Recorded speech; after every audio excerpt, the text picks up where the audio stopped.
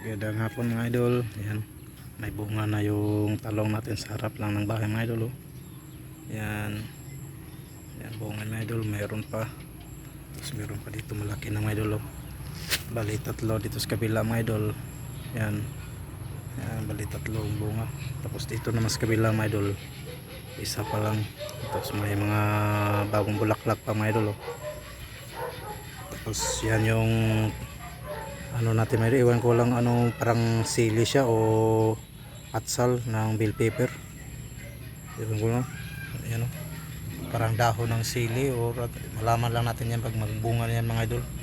Tapos yan yung loya natin yan, tapos doon pa, tapos ito yung tanglad natin na tinanong mga idol. Yan dami ng mga tangkay yan.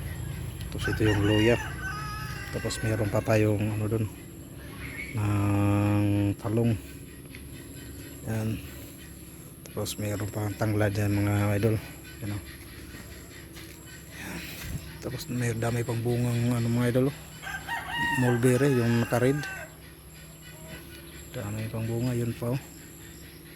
Yan yan mga idol. Ito po yung talong natin sa tapat lang ng bahay mga idol. Yan, may ilang araw mapitas na to. Yan o. Yan. Tapos itong isa hindi pa. Kadidilig ko lang ito mga idol. Yan o. Hapon na. Yan, lumubog na si haring araw. Si Austin pala mga idol. Doon sa kapitbahay namin. Pag galing niya sa school, naglaro muna. Wala daw siyang assignment. Kaya pinalaro. Kaya talaga niya talaga yung mga batang idol. Pinaglalaro lang natin, mamaya uwi na yun. Yan o, yan sa mga idol. O, yan talong natin. Tapos iba rin yun nandun sa yung nasa tabing bandang palayan mga idol. Kinuha ko na yung lahat ng bunga, tapos yung mga bulaklak na lang nandun.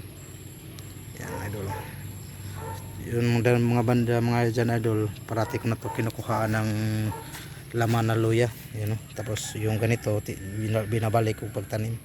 Yan, buhay na naman ulit. Yan yung luya natin mga idol. Yan. Yan. Iwan ko lang nga ano to siya. Putulan natin ng dulo mga idol para magsanga. Yan. Yan, putulan natin yung dulo para magsanga siya mga idol. Iwan ko ano to, parang para sa ano, sili o ng bell pepper o atsal. Malaman lang natin pag mamunga na ito mga idol, kung mamunga man siya. Yan. Yan, hanggang dito na mga idol. See you next video mga idol. Bye bye.